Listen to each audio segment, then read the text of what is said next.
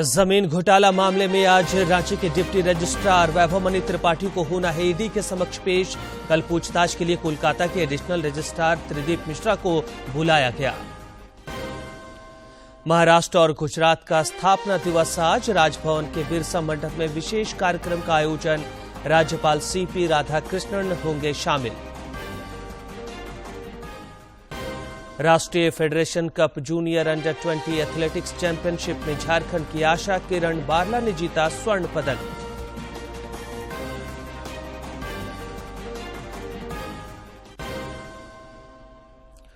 और राज्य के कई इलाकों में आज भी गरज के साथ बारिश की संभावना। मौसम विज्ञान केंद्र ने वज्रपात की दी चेतावनी। कल हुई वज्रपात में 6 लोगों की मौत। मुख्यमंत्री ने जताया शोक।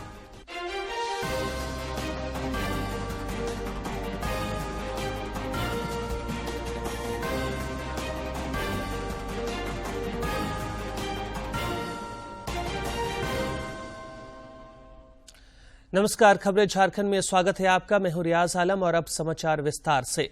रांची में जमीन घोटाले में प्रवर्तन निदेशालय ईडी ने सरकारी पदाधिकारियों की भूमिका पर जांच शुरू कर दी है।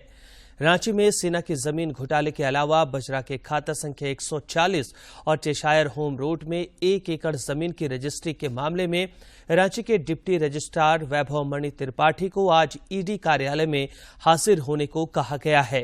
वहीं जमीन घोटाला से जुड़े मामले में ही कोलकाता के एडिशनल रजिस्ट्रार त्रिदीप मिश्रा को कल ईडी कार्यालय बुलाया गया है।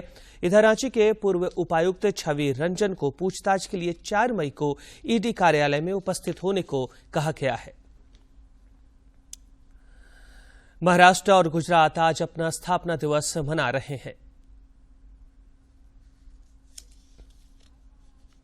अपना स्थापना दिवस मना रहे हैं। 1 मई 1960 को ये दोनों राज्य अस्तित्व में आए थे। भारत के स्वतंत्र होने के समय ये दोनों राज्य बॉम्बे प्रदेश का हिस्सा थे।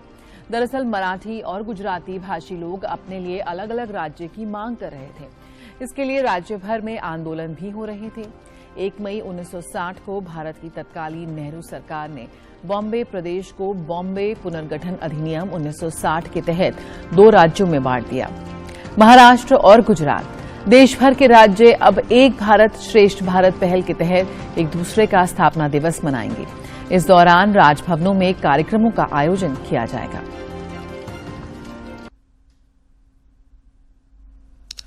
महाराष्ट्र और गुजरात के स्थापना दिवस पर रांची स्थित राजभवन के बिरसा मंडप में भी विशेष कार्यक्रम का आयोजन किया जा रहा है। बिरसा मंडप में आयोजित इस विशेष कार्यक्रम में राज्यपाल सीपी राधाकृष्णन समेत कई गणमान्य लोग शामिल होंगे।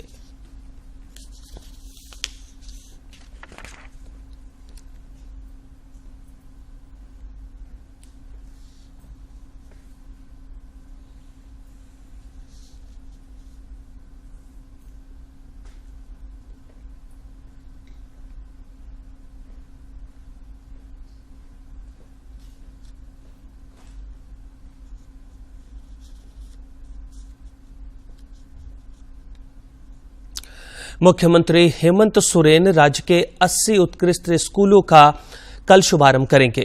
उद्घाटन कार्यक्रम रांची के ठाकुर विश्वनाथ शाहदेव उच्च विद्यालय धुरुआ में किया जाएगा। स्कूली शिक्षा एवं साक्षरता विभाग इसकी तैयारी में जुटा है। स्कूली शिक्षा और साक्षरता विभाग की तरफ से इन स्कूलों में नामांकन की प्रक्रिया शुरू कर दी गई है। जून से इन स्कूलों में पढ़ाई शुरू की जाएगी। आसू पार्टी के केंद्रीय अध्यक्ष सुदेश महतो ने राज्य सरकार पर कई गंभीर आरोप लगाए हैं। उन्होंने कल रांची में पार्टी कार्यकर्ताओं को संबोधित करते हुए कहा कि राज्य सरकार ने स्थानीय नीति, नियोजन नीति, ओबीसी आरक्षण और विस्थापन नीति समेत जनहित के मुद्दे को लेकर गंभीर नहीं है। इस मौके पर सांसद चंद्र प्रकाश चौधरी समेत पार्टी के कई वरिष्ठ नेता मौजूद थे। इस सरकार ने सब्सिडी के नाम पर किसान को, इस सरकार ने नियोजन के नाम पर, विस्थापन के नाम पर यहां के मजदूरों को, शासन के नाम पर यहां के लोगों को ठगने का काम किया है। आईआईएम रांची मन की बात के सभी 100 एपिसोड से संबंधित विषयों और मुद्दों के विश्लेषण पर एक अध्ययन करेगा। आईआईएम रांची के अध्ययन में विभिन्न मुद्दों को समझने के लिए प्रमुख विषयों को समझने का प्रयास किया जाएगा। प्रधानमंत्री के संबोधन में जिन विषयों पर बात की गई है उनका संक्षिप्त रिकॉर्ड तैयार किया जाएगा जो भविष्य के लिए महत्वपूर्ण सिद्ध होंगे। आईआईएम के निदेशक डॉक्टर दीपक कुमार श्रीवास्तव ने बताया कि प्रधानमंत्री नरेंद्र मोदी की विभिन्न सामाजिक, आर्थिक और राजनीतिक मुद्दों पर विचार और राय साझा करने के लिए मन की बात सराहनीय पहल है। इस कार्यक्रम के जरिए सरकार लोगों से जुड़ने और उनकी आकांक्षाओं और चिंताओं को समझने में सफल रही है।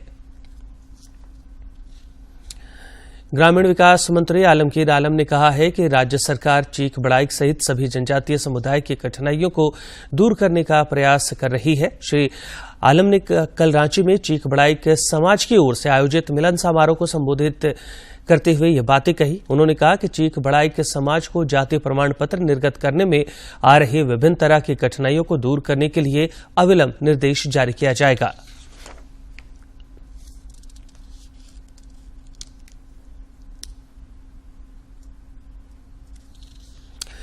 खूंटी जिला के तपकरा थाना क्षेत्र के कोचा से पुलिस ने पीएलएफआई के सब जोनल कमांडर सुखराम मुंडा को AK-47 के साथ गिरफ्तार किया है। सूत्रों से मिली जानकारी के अनुसार सुखराम कल कोचा में पानी टंकी निर्माण कार्यस्थल पर पहुंचा था। उसने वहां काम कर रहे मजदूरों और ठेकेदार के साथ मारपीट भी की थी। इस सूचना पर पुलिस की ओर से तत्काल कार्रवाई करते हुए घेराबंदी की गई और उसे गिरफ्तार किया गया। केंद्र सरकार ने पाकिस्तान से संचालित 14 मैसेंजर ऐप को बैन कर दिया है। इनमें बी चैट भी शामिल है। केंद्रीय आईटी मंत्रालय ने इंटेलिजेंस ब्यूरो से मिले इनपुट के आधार पर यह फैसला लिया है।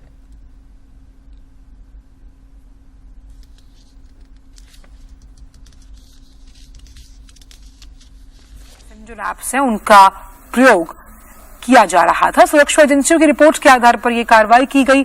जिन ऐप्स पर बैन लगाया गया है उनमें Crypviser, Enigma, Safeswiss, Wickrme, Mediafire, Briar, B Chat, Nandbox, Conion, IMO, Element, Second Line, Zangi, Threema आदि शामिल हैं। सूत्रों के मुताबिक ये ऐप भारतीय कानूनों का पालन नहीं कर रहे थे और देश की सुरक्षा के लिए खतरा बने हुए थे।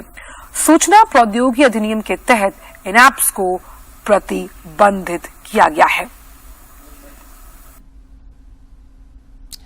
आज अंतर्राष्ट्रीय मजदूर दिवस है। इस अवसर पर राजधानी रांची समेत राज्य भर में कई कार्यक्रमों का आयोजन किया जा रहा है। राज्यपाल CP राधाकृष्णन और मुख्यमंत्री हेमंत सोरेन ने मजदूर दिवस की शुभकामनाएं दी हैं। और श्रमिकों की उपलब्धियों का सम्मान करना है और उनके द्वारा किए गए योगदान को याद करना। इसके साथ ही मजदूरों के हक और अधिकारों के लिए आवाज बुलंद करना और शोषण को रोकना है। मजदूरों के इस आंदोलन की शुरुआत 1 मई 1886 को अमेरिका में हुई थी। इस आंदोलन में अमेरिका के मजदूर अपनी मांगों को लेकर सड़कों पर आ गए थे। दरअसल उस समय मजदूरों से 15-15 घंटे का काम लिया जाता था। इस आंदोलन के 3 साल बाद 1889 में अंतर्राष्ट्रीय समाजवादी सम्मेलन की बैठक हुई जिसमें तय हुआ कि हर मजदूर से केवल दिन के 8 घंटे ही काम लिया जाएगा। इस सम्मेलन में 1 मई को मजदूर दिवस मनाने का प्रस्ताव रखा गया। वहीं भारत में मजदूर दिवस मनाने की शुरुआत 1 मई 1923 को चेन्नई से हुई। और अब कुछ खबर राज्य के विभिन्न जिलों से।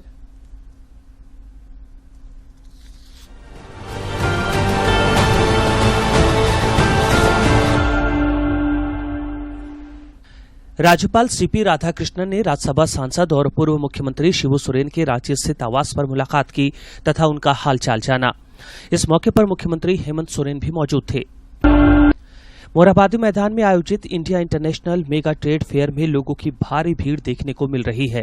ट्रेड फेयर में home and decor, real estate, furniture, electricals and electronic, automobile, furniture उद्योग सहित विभिन्न उत्पादों के स्टॉल लगाए गए हैं। रामगढ़ जिले के अरगड्डा क्षेत्र के सरस्वती विद्या मंदिर के प्रांगण में संकुल स्तरीय सेवक, सेविका और चालक के लिए 1 दिवसीय कार्यशाला का आयोजन किया गया। इसमें 110 कार्यकर्ताओं ने अपनी भागीदारी निभाई। रांची के अनगढ़ा थाना की पुलिस ने मंजू कुमारी हत्याकांड का खुलासा कर लिया है। पुलिस ने इस मामले में आरोपी पशुपति महतो को गिरफ्तार कर जेल भेज दिया है। उसकी निशानदेही पर घटना में प्रयुक्त टांगी, लोहे का दाव, बाइक, 2 मोबाइल और 2 टूटा सिम कार्ड बरामद किया गया। गरीब, असहाय और बेसहारा आदिवासी बच्चों के मानसिक विकास के लिए अखिल भारतीय सरना समाज के सौजन्य से खूंटी जिले के तोरपा प्रखंड के ममरला गांव से शैक्षणिक भ्रमण के लिए ममरला सहित कई गांवों के सरना समाज के युवाओं को ऐतिहासिक स्थलों के लिए रवाना किया गया। दुमका जिले के मसानजोड़ थाना क्षेत्र के दुमका सिवड़ी मुख्य पथ पर मुड़जोड़ फतेहपुर स्कूल के समीप एक बस ने साइकिल सवार को रौंद दिया, जिससे मौके पर ही उसकी मौत हो गई। पुलिस ने शव को पोस्टमार्टम कराकर परिजनों को सौंप दिया है और बस को जब्त कर थाने ले आई है। धनबाद जिले के हरिहरपुर थाना क्षेत्र अंतर्गत घुनघुसा गांव में तालाब में नहाने के दौरान डूबने से 2 चचेरे भाइयों की मौत हो गई। मौत के बाद परिजनों में शोक की लहर है। रांची जिले के डोरंडा थाना क्षेत्र के साउथ ऑफिस पाड़ा में रहने वाले ट्रैफिक पुलिसकर्मी प्रहलाद मेहता के घर में चोरी का मामला सामने आया है। प्रहलाद मेहता के घर पर ताला तोड़कर 1.5 लाख रुपए नकदी और 3 लाख के जेवर लेकर चोर फरार हो गए। धनबाद जिले के लोयाबाद थाना क्षेत्र अंतर्गत सेंद्रा पंजाबी मोड़ के समीप धनबाद कतरास मुख्य मार्ग पर सीएनजी गैस सिलेंडर लदा एक ट्रक अनियंत्रित होकर पलट गया। दुर्घटना में ट्रक चालक गंभीर रूप से घायल हो गया। हादसे के बाद मुख्य मार्ग पर जाम की स्थिति बन गई। ट्रक पलटने से गैस का रिसाव होने लगा, जिससे आसपास भगदड़ मच गई। गुमला जिले के भरनो प्रखंड के तितरबीरा गांव में कबीर साहब सेवा समिति के तत्वावधान में 2 दिवसीय संत समागम समारोह का आयोजन किया गया। समागम में महंत किशोर दास, पुरी के महंत जगदीश दास समेत बड़ी संख्या में गणमान्य लोग और कबीर पंथ मानने वाले शामिल हुए।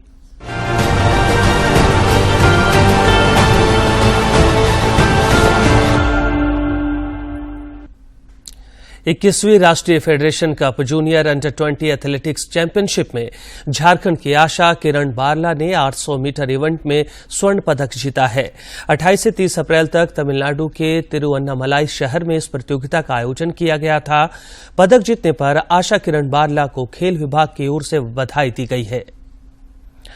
सात्विक साईराज रेक्की रेड्डी और चिराग शेट्टी की जोड़ी ने दुबई में बैडमिंटन एशिया चैंपियनशिप के पुरुष डबल्स का खिताब जीतकर इतिहास रच दिया है। शीर्ष पुरुष युगल जोड़ी सात्विक साईराज और चिराग शेट्टी ने इतिहास रच दिया है। सात्विक और चिराग की जोड़ी ने बैडमिंटन एशिया चैंपियनशिप में स्वर्ण पदक अपने नाम किया। रविवार को खेले गए फाइनल में सात्विक साईराज और चिराग शेट्टी ने मलेशिया के तेओ ई यी और ओंग यू सिन की 8वीं वरीयता प्राप्त जोड़ी को हराया। फाइनल में हुए रोमांचक मुकाबले का पहला गेम 21-16 से मलेशियाई जोड़ी के नाम रहा। हालांकि दूसरे गेम में भारतीय जोड़ी ने वापसी की और दूसरा गेम 21-17 से जीता। तीसरे और निर्णायक गेम में भारतीय जोड़ी ने 21-19 से बाजी मारी और स्वर्ण पदक अपने नाम कर लिया। चिराग और सात्विक की जोड़ी इस प्रतियोगिता के फाइनल में पहुंचने वाली भारत की पहली पुरुष युगल जोड़ी बनी थी। पिछले 52 साल में यह पहला अवसर रहा जब किसी भारतीय पुरुष युगल जोड़ी ने प्रतियोगिता में पदक जीता है। इससे पहले साल 1971 में दीपू घोष और रमन घोष की भारतीय जोड़ी अंतिम बार इस प्रतियोगिता के सेमीफाइनल तक ही पहुंच सकी थी। वहीं साल 1965 में दिनेश खन्ना के सिंगल्स में जीत के बाद ये जोड़ी पहली भारतीय जोड़ी बन गई जिन्होंने बैडमिंटन एशिया चैंपियनशिप के फाइनल में जगह बनाई। इस प्रतियोगिता में सात्विक और चिराग का प्रदर्शन शानदार रहा। उन्होंने राउंड ऑफ 32 के अपने पहले मैच में मलेशिया के टैन कियांग मैंग और टैन वी कियोंग को 21-14, 21-17 से हराया। इसके बाद राउंड ऑफ 16 में उन्होंने दक्षिण कोरिया के जिन योंग और ना संग सेउंग को 21-13, 21-11 से शिकस्त दी। उन्होंने क्वार्टर फाइनल में इंडोनेशिया के मोहम्मद एहसान और हेंद्रा सेतियावान की तीसरी वरीयता प्राप्त जोड़ी को 21-11, 21-12 से मात दी। सेमीफाइनल में भारतीय जोड़ी को चीनी ताइपे की जोड़ी के खिलाफ वॉक ओवर मिला और भारतीय जोड़ी ने खिताबी मुकाबले में प्रवेश किया। पिछले कुछ समय से सात्विक साईराज रेड्डी रेड्डी और चिराग शेट्टी की जोड़ी ने अपने शानदार प्रदर्शन के दम पर नए कीर्तिमान स्थापित किए हैं। सात्विक और चिराग की जोड़ी ने इसी साल Swiss open super series 300 tournament में मेंस डबल का खिताब अपने नाम कर इतिहास रचा। तो वहीं अक्टूबर 2022 में इस जोड़ी ने फ्रेंच ओपन सुपर 750 खिताब अपने नाम किया और इस खिताब को जीतने वाली दूसरी भारतीय जोड़ी बनी। वहीं पिछले साल ही ये जोड़ी इंडियन ओपन सुपर 500 खिताब अपने नाम करने वाली पहली भारतीय जोड़ी बनी। सात्विक और चिराग की जोड़ी कॉमनवेल्थ खेलों में पुरुष युगल मुकाबले में स्वर्ण पदक जीतने वाली पहली भारतीय पुरुष युगल जोड़ी बनी। इतना ही नहीं, इस जोड़ी ने प्रतिष्ठित थॉमस कप का खिताब भी अपने नाम किया। विश्व चैंपियनशिप में भी जोड़ी ने इतिहास रचा और पुरुष युगल वर्ग में कोई पदक जीतने वाली पहली भारतीय जोड़ी बनी। प्रधानमंत्री नरेंद्र मोदी ने इस जीत पर भारतीय बैडमिंटन जोड़ी को बधाई दी है।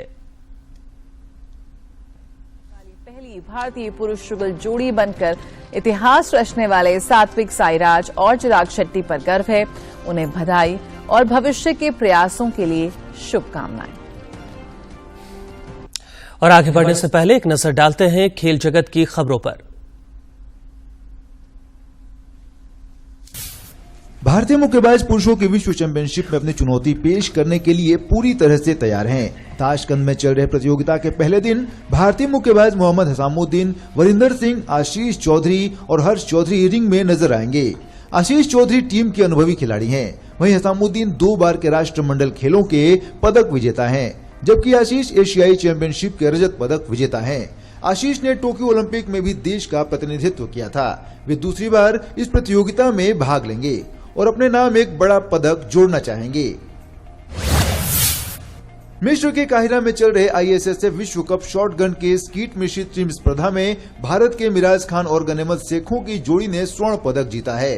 भारतीय जोड़ी ने स्वर्ण पदक मैच में मैक्सिकन जोड़ी को 6-0 से हराया। IPL match Lucknow super giants की भिड़ंत रॉयल चैलेंजर्स बेंगलोर से होगी। RCB के गेंदबाजों के सामने लखनऊ के बल्लेबाजों को रोकने का मुश्किल चैलेंज होगा। लखनऊ को पिछले मुकाबले में पंजाब के खिलाफ जीत मिली थी, वहीं RCB को KKR के हाथों हार झेलनी पड़ी थी। अंक तालिका में दूसरे स्थान पर काबिज लखनऊ की टीम ने मौजूदा सीजन में अब तक 8 मैच खेले हैं, जिसमें से उसे 5 मुकाबलों में जीत मिली है, जबकि 3 गंवाए हैं।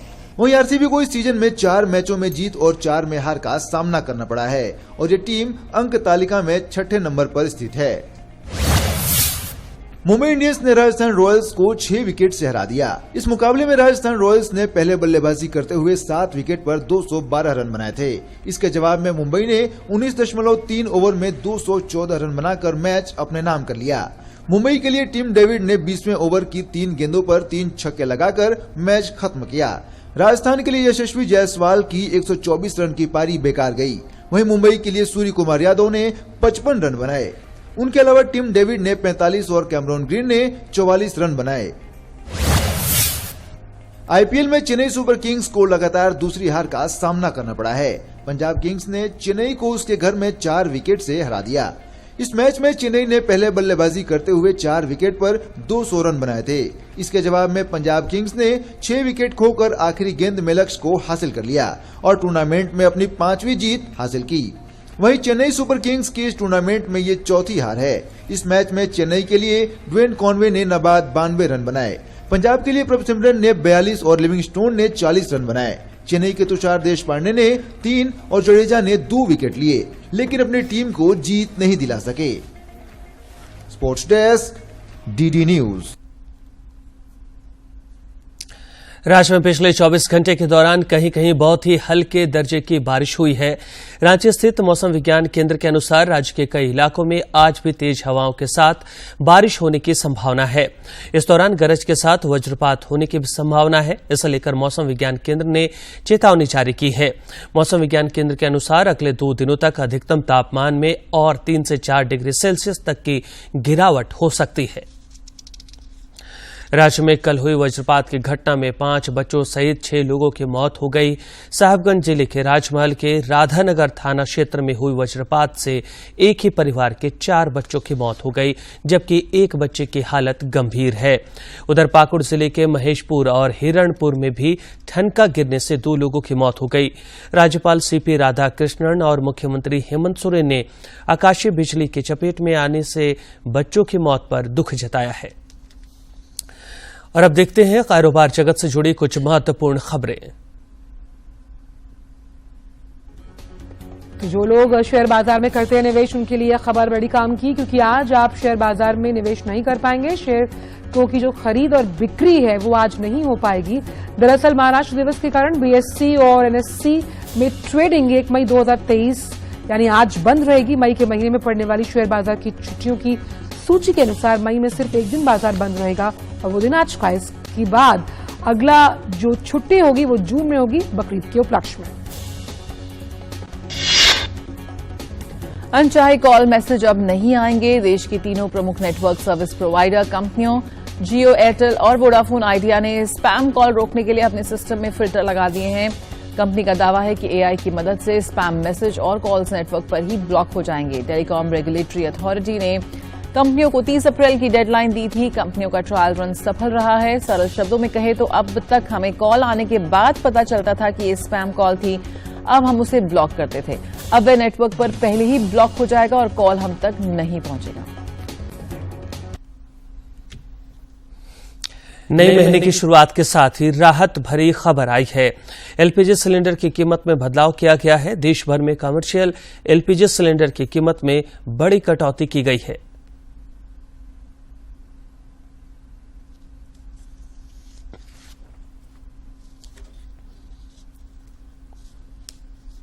किलोग्राम वाले कमर्शियल सिलेंडर्स की कीमत में कटौती की गई। इस कटौती के बाद 19 किलो वाला जो सिलेंडर है उसकी कीमत 1,856 रुपए 50 पैसे हुई। इससे पहले दिल्ली में इसकी कीमत 2,028 रुपए थी। कमर्शियल गैस सिलेंडर की कीमत में लगातार दूसरे महीने कमी की गई है। पिछले महीने भी कमर्शियल सिलेंडर के दाम में करीब 92 रुपए की कटौती की गई थी। हालांकि घरों में इस्तेमाल होने वाले 19 किलो के सिलेंडर की कीमत में कोई बदलाव नहीं किया गया। ऑपरेशन कावेरी के तहत सूडान से भारतीयों को लाने का काम लगातार जारी है।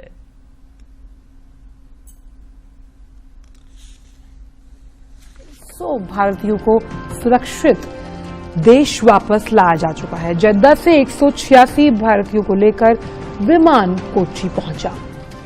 विदेश मंत्रालय के अनुसार लगभग 3,000 भारतीय सूडान से बाहर आ गए हैं। पोर्ट सूडान से 122 भारतीयों को लेकर इंडियन एयरक्राफ्ट C-130J विमान जद्दा के लिए रवाना हो चुका है। सेहत की बात में देखते हैं गर्भावस्था के दौरान किन किन बातों का खास ख्याल रखा जाना चाहिए। मां बनना किसी भी महिला के लिए बेहद सुखद अनुभव होता है। गर्भावस्था मां और गर्भस्थ शिशु के लिए संवेदनशील समय है।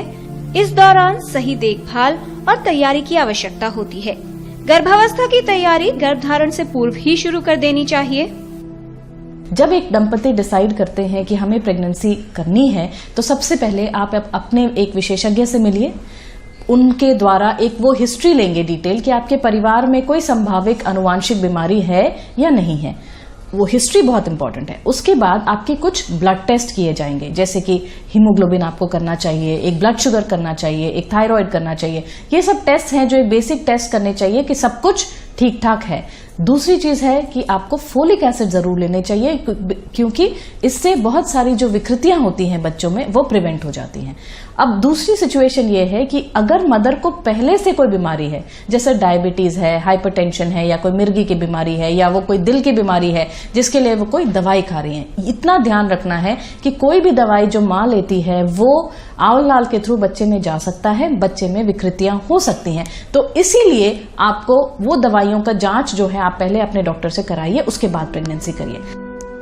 गर्भावस्था की सही से तैयारी करना आवश्यक है, जिससे माँ और शिशु का स्वास्थ्य ठीक रहे और आप एक स्वस्थ शिशु को जन्म दे सकें। गर्भावस्था में जरूरी है सही परामर्श लेना, पौष्टिक आहार का सेवन करना, गर्भावस्था के दौरान नियमित जांच करवाना, निगरानी रखना और गर्भावस्था में सही देखभाल करना। एक बार प्रेगनेंसी हो जाती है तो इतना ध्यान रखना बहुत जरूरी है कि शुरू के 3 से 5 महीने बहुत ही क्रूशियल है। आप 3 महीने पे एक अल्ट्रासाउंड कराइए और एक ब्लड टेस्ट कराइए। उससे बहुत कुछ बच्चे की कुछ ऐसी जो बिल्कुल जिसमें बच्चा बचने की उम्मीद नहीं होती, जिसको हम कहते हैं सर ही नहीं बना, बच्चे का सर ही नहीं बनता, जिसको हम एनेनकेफली बोलते हैं, वो बिल्कुल डिटेक्ट हो जाता है शुरू के 3 महीने में। सिमिलरली बहुत सारी ऐसी चीजें होती हैं जैसे ना दिल की बीमारी, ये सारी चीजें भी आपको 5वें महीने तक पता चल जाती हैं। तो एक अल्ट्रासाउंड कराइए 3 महीने पे, एक ब्लड टेस्ट कराइए 3 महीने पे जिसको हम डुअल स्क्रीन बोलते हैं। उसके बाद आप 5वें महीने पे एक और अल्ट्रासाउंड कराइए। अगर आप ये 3 स्टेप लेते हैं तो बहुत हद तक आपको बहुत सारी बीमारियों का पता चल जाता है, बच्चे में अफेक्शन का पता चल जाता है। टेटनस का टीका जो है ये सभी को लगाना चाहिए। दूसरी बात होती है कि अगर आप प्रेगनेंसी से पहले डॉक्टर के पास जा रहे हैं तो एक रूबेला का टीका लगा सकते हैं। टीका लगाने के 1 महीने तक प्रेगनेंसी नहीं करना चाहिए। एक टीडैप वैक्सीनेशन देते हैं, टेटनस डिप्थीरिया एसेलुलर पर्ट्यूसिस, जो कि बच्चे को भी फायदा करता है। यदि आप गर्भधारण करने का सोच रही हैं, तो एक विशेषज्ञ से परामर्श लें। साथ ही ये जान लें कि कौन सी सावधानियों का पालन करके आप गर्भावस्था में स्वस्थ रह सकती हैं। गर्भावस्था में अपनी सही देखभाल करें जिससे आप और आपका शिशु स्वस्थ रहे। किरण भारद्वाज, डीडी न्यूज। हमारे पद्म में आज हम आपको मिलवाते हैं पद्मश्री राजिंगपुर कुरकलंग से।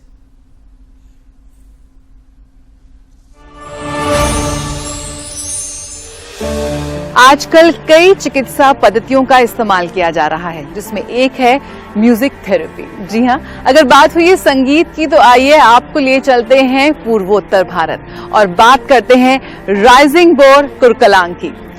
लोक गीत और संगीत की दुनिया का एक बेहद मशहूर और जाना पहचाना नाम, लेकिन इनकी खासियत ये है कि इन्होंने खासी जनजाति के पारंपरिक लोक संगीत को और उनके अनूठे वाद्य यंत्र को आज पूरे देश में एक विशिष्ट पहचान दी है। दुईतारा और सईतारा, ये वाद्य यंत्र ये खुद बनाते हैं और फिर इनके संगीत की ध्वनियों से हम सभी को सम्मोहित कर देते हैं। जी हाँ, राइजिंग बोर कुरकलंग एक बेहद प्रतिभाशाली संगीतकार होने के साथ साथ एक बेहद प्रतिभाशाली कारीगर भी हैं।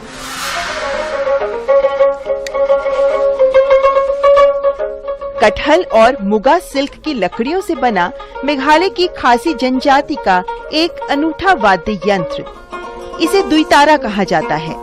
आज ये लोकवाद्य दिल्ली, बेंगलुरु, हैदराबाद सहित देश के विभिन्न हिस्सों में बिकता है।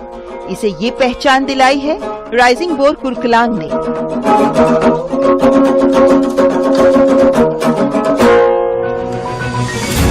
एक संगीतकार और बेहद प्रतिभाशाली कारीगर जिन्हें मास्टर ऑफ दुईतारा भी बुलाया जाता है।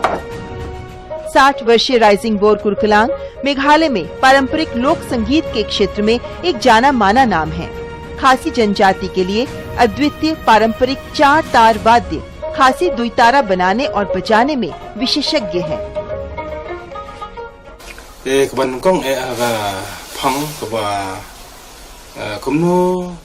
संगीत वाद्य यंत्र दुईतारा बनाने की मेरी यात्रा मेरे स्कूल की दिनों से शुरू हुई, जहां मुझे अपने एक विषय में कुछ बनाना था। मैंने उस बांसुरी को बनाने की कोशिश की जिसे मेरे दिवंगत दादाजी ने बनाया था, और बाद में इसने मुझे वाद्य बजाना सीखने के लिए प्रेरित किया। मैंने विभिन्न संगीत प्रस्तुतियां दी हैं और शिलोंग में मेरे प्रदर्शन में मेरे दोस्तों ने मेरे दुईतारा को खूब पसंद किया और उनके लिए भी बनाने के लिए कहा। इससे मुझे वाद्य यंत्र बनाने की दिशा में आगे बढ़ने की प्रेरणा मिली। मैं उन लोगों का आभार व्यक्त करता हूं जिन्होंने भारत सरकार को मेरे नाम की सिफारिश की और मुझे इस प्रतिष्ठित पुरस्कार के लिए नामांकित किया। अंत में मैं दूसरों को बताना चाहता हूं कि अगर उनके पास अपने जीवन में कुछ हासिल करने का लक्ष्य है तो भगवान उन्हें कभी नहीं छोड़ेंगे जब तक वे खुद पर विश्वास करते हैं।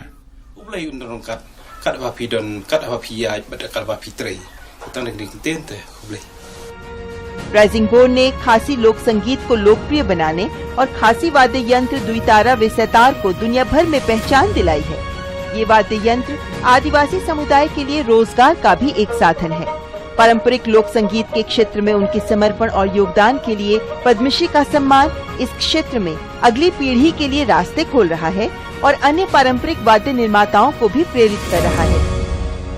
I wish and congratulate to Rising Boss. I really thanks to you because you are hardworking men. Patiently you are working in the music field.